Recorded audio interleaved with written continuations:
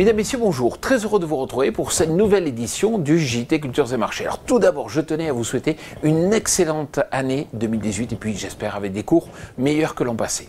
Alors nous commencerons cette édition en faisant un bilan de l'année 2017 et de l'impact du renforcement de l'euro. Nous ferons ensuite un détour vers les États-Unis où une vague de froid sévit. Puis nous essaierons de comprendre pourquoi les Chinois importent de l'orge canadienne. Enfin, nous parlerons de la nette hausse des cours du pétrole à New York. Le renforcement de l'euro face au dollar aura coûté cher aux producteurs européens en 2017. Pour cause, sur Euronext, les cours du blé ont perdu 5% durant l'année, alors que le blé physique coté en dollars a gagné 3%. C'est la conséquence d'un dollar faible. En effet, la parité euro-dollar était de 1,05 en début d'année et termine 2017 au-dessus des 1,2. Ainsi, plus de 20 euros par tonne ont été perdus sur les cours du blé à cause de la monnaie. En colza, le bilan est encore plus terne, avec une baisse des cours de 62 euros par tonne sur un an.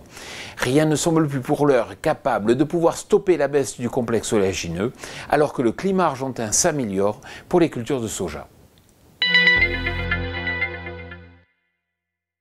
Une vague de froid significative s'abat actuellement sur l'Amérique du Nord. Depuis plusieurs semaines, les farmers américains craignent que les températures négatives affectent les blés.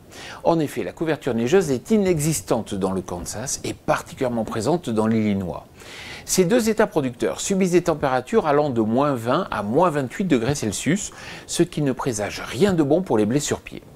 Néanmoins, il reste difficile d'évaluer les dégâts, ce qui explique le faible impact de cet événement sur le marché, tout du moins pour le moment. Cependant, la sortie de l'hiver et la reprise du développement des cultures pourraient réserver leur lot de surprises, affaire à suivre donc. Depuis le début de la campagne, les chiffres d'exportation d'orge canadienne à destination de la Chine s'envolent. Près de 600 000 tonnes ont déjà été vendues entre août et novembre, contre seulement 250 000 tonnes les années passées. Pourquoi? La raison principale de ce changement est la mauvaise récolte de l'Australie, qui fournit habituellement la Chine.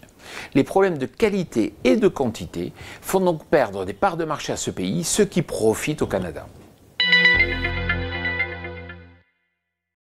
Le pétrole a passé la barre des 60 $ par baril et se traite sur les plus hauts depuis près de 2 ans et demi à New York. Alors, les causes de cette hausse sont multiples. On note parmi elles l'explosion d'un pipeline en Libye ou encore les manifestations contre le gouvernement en Iran. À ces ingrédients haussiers s'ajoute le rééquilibrage de l'offre et de la demande.